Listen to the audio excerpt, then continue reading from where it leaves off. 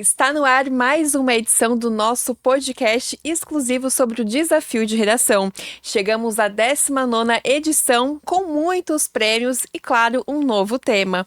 E o nosso convidado de hoje é o Vinícius Brum. Ele é secretário de Educação de Rio Grande da Serra. Tudo bem, Vinícius? Tudo bem, Mari? Prazer estar aqui com vocês. O prazer é todo nosso. Bom, para a gente começar aqui o nosso bate-papo, né, a gente vai falar muito sobre o desafio e também a educação, a importância, né, desse concurso. Você vem lá de Rio Grande da Serra, né? Muitos alunos aí que a gente espera que participem também aqui do concurso. Eu queria falar um pouquinho sobre isso, né, sobre a importância e como que vem sendo até o momento esse diálogo, essa conversa em relação aos alunos também participarem. Legal, Mari. Bom, como você disse, nós viemos lá de Rio Grande da Serra, eu represento a Secretaria de Educação da cidade, né? Hoje a gente tem disponibilizado para as escolas, né, um apoio para a divulgação do desafio, porque a gente acredita muito na importância do desafio, não só para a cidade, mas também para os alunos, para os munícipes. Nós temos acompanhado, né, as outras edições e percebido que Rio Grande tem uma participação bem expressiva no desafio da redação, alcançando alguns primeiros lugares e algumas, né, das sessões ali que tem. E isso deixa a gente muito feliz de saber que tem pessoas, jovens, bem compromissados com a questão da redação, da leitura, da escrita como um todo.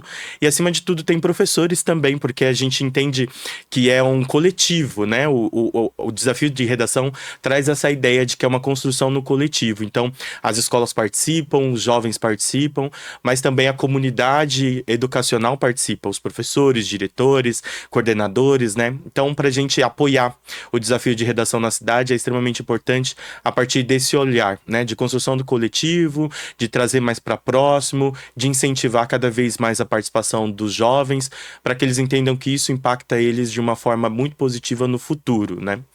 E vocês fazem alguma preparação no sentido dessa conversa com os alunos, mostrar ali a premiação, a questão também da preparação no sentido de o que estudarem, né? Como se prepararem para o grande dia?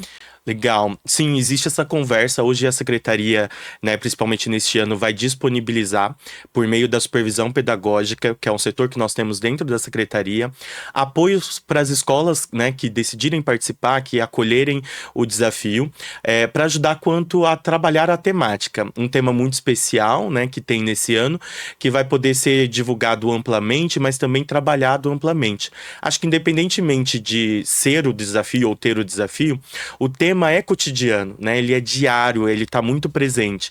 Então isso naturalmente vai fluir dentro das escolas e com o apoio, né, daquelas escolas que sentirem necessários ali, da secretaria a gente vai estar completamente à disposição para cooperar, para apoiar, convocar, conversar, enfim, estar ali sempre próximo deles para poder ajudar quanto a isso, né? Bom, você tocou num assunto super legal que eu já ia falar também, que é em relação ao tema, Sim. né? Como você comentou, o tema ele é muito cotidiano. É um tema mais fácil de preparar os alunos, você vê dessa forma?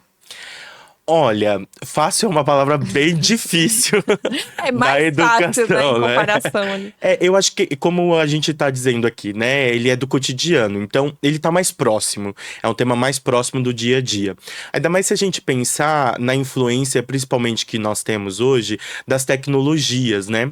Que acabam fluindo a partir disso, de levar o imaginário, né, desses jovens participantes para esse local, né? Então, eu acho que tá um pouco mais próximo nesse sentido de se trabalhar. Fácil, a gente sabe que é ainda uma palavra ali que a gente trabalha no dia a dia para tentar minimizar um pouco os impactos. Porque não é só o tema, mas como trazer ele de uma forma mais assertiva, né? Ele precisa fazer sentido. Acho que a escolha do tema ajudou bastante nesse aspecto. Então hoje ele faz um pouco mais de sentido, de pensar no futuro, de pensar no eu lá da frente. Então tá um pouco mais próximo da realidade deles, e aí a gente vai trabalhar nesse caminho, né, de fazer com que seja palpável dentro da escrita de cada uma dessas crianças. Bom, vamos aproveitar aqui então para reforçar o Legal. tema, né? Carta para meu eu do futuro, onde me vejo daqui a 10 anos. A gente veio falando muito sobre esse tema, né? Uhum. Principalmente agora nesse início, né? Onde a gente finalmente começa aí os preparativos para o desafio. E é um tema que a gente sempre pensa, né? Seja 10 anos, seja 5 anos, a gente Uhum. sempre tem ali uma perspectiva de futuro, né? E também vem agora com esse estilo que é a carta, né? Então é algo ali um pouco pessoal, né? É algo que a pessoa pode trabalhar dentro do tema, assim, diferentemente do ano passado, que tinha que ter ali um conhecimento específico sobre aquele assunto. Esse tema a pessoa tem que ter o conhecimento Uhum. também, né? Claro, mas leva mais nesse sentido pessoal também, né? É um tema legal até para abranger nas escolas também, né? A pessoa Sim. fazer esse planejamento, essa preparação. O que você acha também desse estilo de carta? Olha, eu acho sensacional, na verdade, né?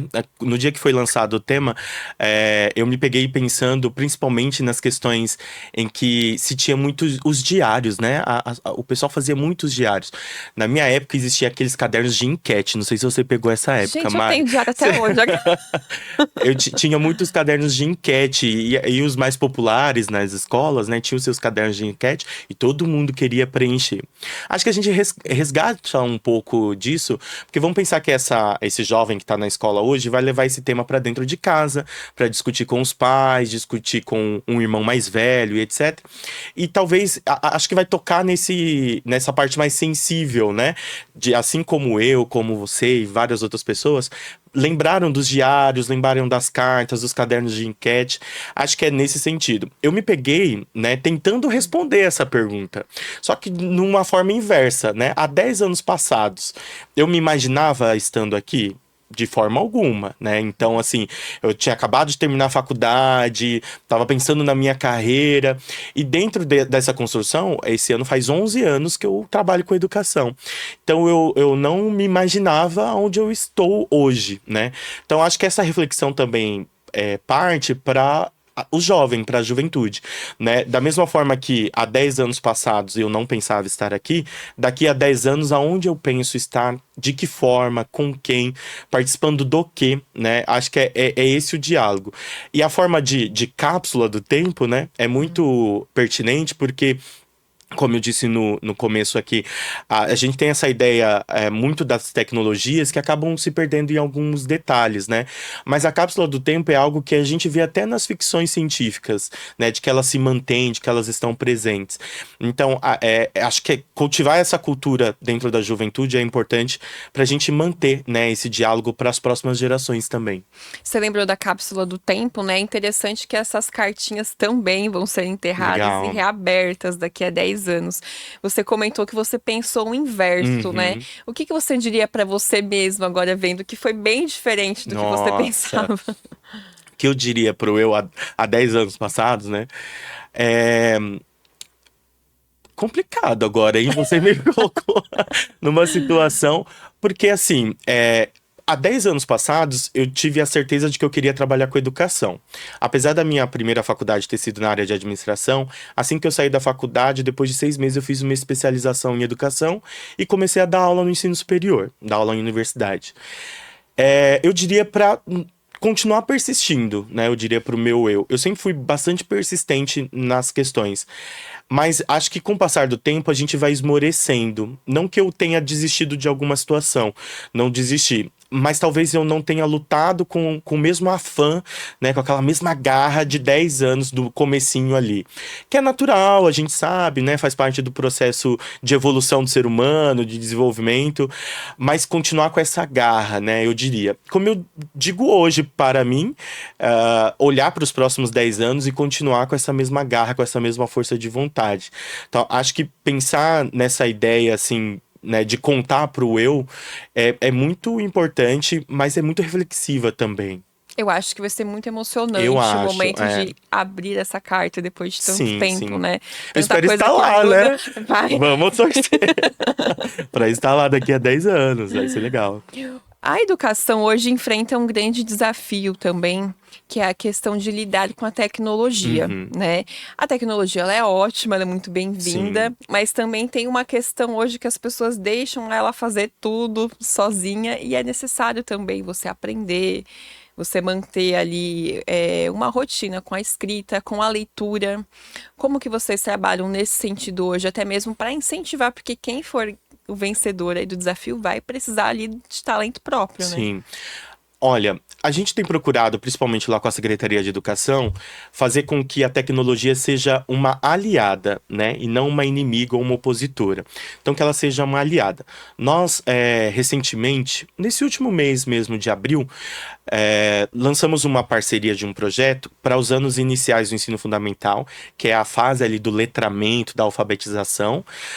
Uma parceria junto com a Universidade Federal aqui do ABC, para trabalhar a neuroeducação, né? Então, trabalhar com essas crianças que estão na fase de aprendizagem, na fase de alfabetização, a neuroeducação. Então, o que que o projeto diz, né? É um projeto bem legal, bem bacana. Ele mapeia a sala de aula, ele não expõe os alunos, ele só mapeia a sala de aula e consegue pontuar quais são as maiores dificuldades. Eu estou dizendo para uma fase aqui inicial, do primeiro, segundo ano do ensino fundamental, né? Que é a fase de alfabetização. Só que da mesma forma, a gente pode usar dessas tecnologias para as fases finais do ensino médio ou para o Fundi 2, o Fundamental 2, porque a gente sabe que a construção da escrita, ela é diária, ela é cotidiana. Se a gente pegar aqui pelo exemplo do nosso país, de 2007 para cá, nós tivemos um índice inverso, né? Aumentou-se o número de não leitores no nosso país, né? E diminuiu o nível de leitores. A gente tem em 2024, se eu não me engano, no ano passado, cerca de 53 e alguns quebrados por cento da população que não lê. Esse é um número assustador. Mas em contrapartida, a gente tem, Mari, um índice crescente daqueles que começaram a leitura, né, a fazer leitura em algum objeto tecnológico, em algum aplicativo, em algum celular e etc. Então, assim, a gente pode considerar que a gente tem um aumento da busca por leitura, só que em outros meios, né? Eu amo o impresso, eu gosto muito do impresso, gosto muito do jornal, gosto muito dos livros, eu gosto do impresso. Mas eu também preciso entender, enquanto educador, que a geração atual, ela não teve esse contato, ela acabou perdendo um pouco o contato com o impresso. Então, como que a gente cativa? Através de tecnologia. Então, dentro da secretaria, a gente está trabalhando isso, né? De fazer com que a tecnologia seja aliada e que ela gere um compromisso também com os pais, né? Com a comunidade escolar, para que seja uma extensão, né? A sala de aula precisa ser essa extensão dentro da casa, enfim, para continuar esse diálogo. Então, a gente está trabalhando nessa contramão, né? Ao invés de ter, entender que existe hoje uma proibição, né, federal do uso dos celulares dentro das escolas, mas que eu tenho uma brecha ali na própria lei, né, de utilizar os celulares como uma forma pedagógica. Então vamos utilizar dessa forma, vamos trazer para dentro das salas de aula para que ele seja o nosso aliado. Acho que dentro desse olhar, dessa construção, é muito bem-vinda. Com certeza. E eu vejo também até que por uma questão de custo, né? Uhum, Eu também amo livros físicos, mas a gente vai comprar um e ler um por um celular, enfim, é exato, muito mais viável, né? Mas ainda assim, reforçando essa questão que você comentou. Como que é a aceitação dos alunos nesse sentido hoje? Olha, de ter as tecnologias é muito presente, né?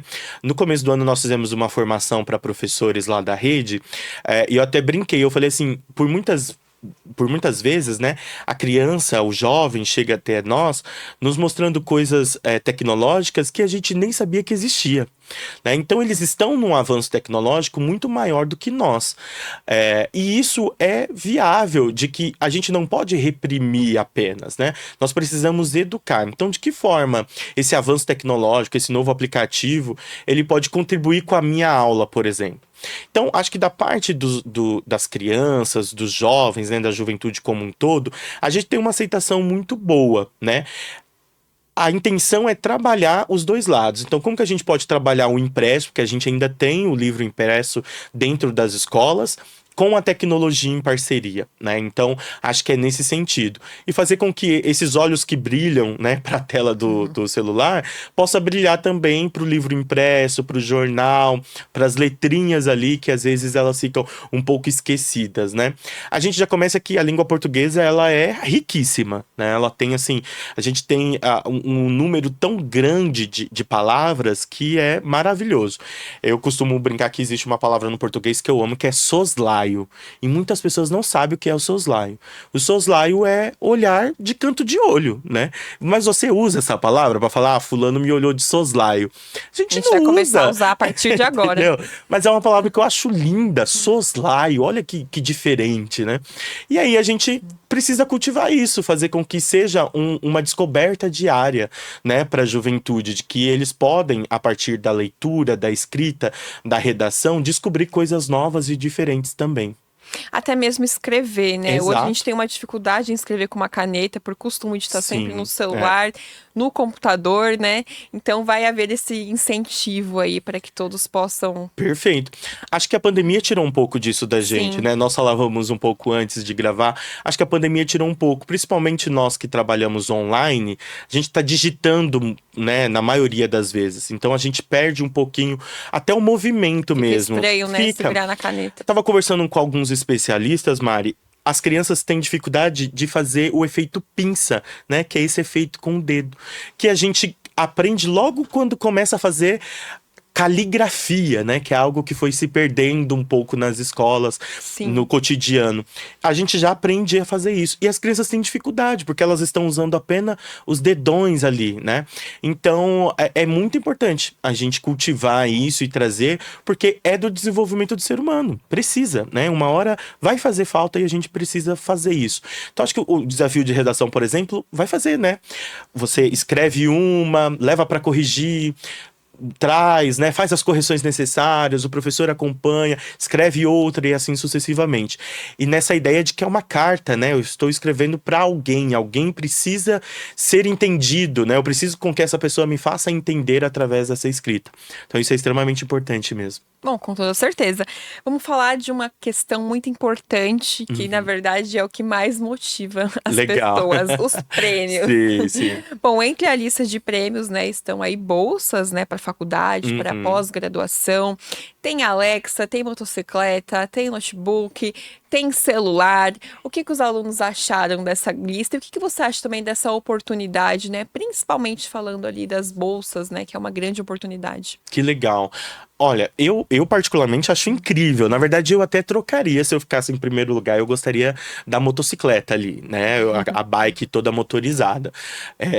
Porque eu acho que aquilo já me brilhou os olhos. Mas a gente pensando numa educação continuada, as bolsas são incríveis também, né? Para preparar o profissional ou fazer com que ele continue se preparado dentro do mercado, isso é sensacional.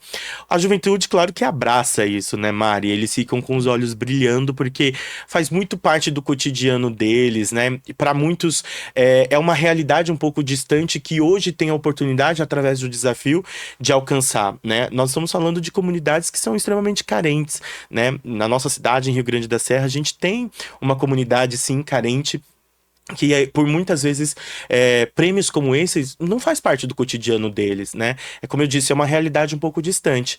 Mas através dessa oportunidade, eles podem vislumbrar, né, visualizar e até galgar, né, esses caminhos aí de ter a possibilidade de ganhar uma Alexa, né, ou ganhar um game, um videogame ali, enfim. Acho que isso é muito legal, é um incentivo muito bacana de brilhar os olhos e de fazer com que alguns sonhos possam se tornar realidades.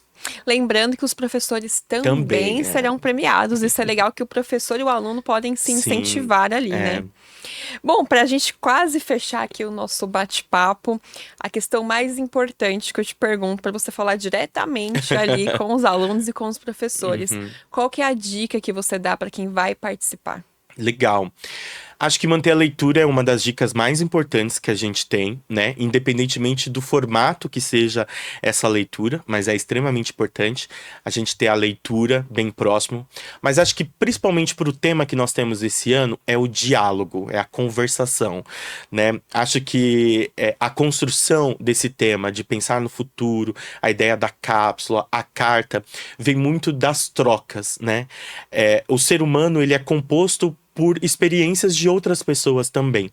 E na hora da gente transformar isso numa escrita, numa redação, essas experiências vão gritar, elas vão falar cada vez mais alto. Então, se eu cultivar o diálogo, né, a troca, o compartilhar das ideias, acho que vai fazer a total diferença para esse jovem que vai escrever a sua redação e colocar ela ali no desafio para pleitear uma dessas premiações. Bom, a gente espera que muitos alunos da cidade de Rio Grande da Serra, alunos e professores, participem aqui do desafio, né? A gente está aqui no mês de junho. Tem um tempo ainda para se inscrever e para se preparar, sim, né? Verdade. Eu espero também, né? Nós estamos na torcida, abrimos já o diálogos com várias escolas municipais, estaduais ali do município de Rio Grande, para que a gente possa trazer um número expressivo e quem sabe aí, né, estar nas posições, nas primeiras posições mais uma vez. Como você disse, não só os jovens, os alunos, mas os professores também. E a torcida também, a torcida Incrível, premiada. exatamente, né? Vamos fazer bastante barulho lá. A gente tem a fanfarra da cidade, viu, Mari? Que pode ajudar as torcidas aí. Com certeza será bem legal, viu? Então a gente espera lá no dia para ver a torcida de Rio Grande da Serra. Legal. Vinícius, muito obrigada aqui pela participação. Eu que agradeço, Mari. Um prazer estar com vocês. A gente está à disposição, não só o Vinícius, né, em si, mas também toda a Secretaria de Educação lá de Rio Grande da Serra conta com a gente e a gente se encontra aí no desafio, né? Com certeza. Muito obrigada por você que nos acompanhou aqui em mais um podcast sobre o desafio. Espero a sua inscrição, que segue até o dia 30 de setembro. Não vai perder.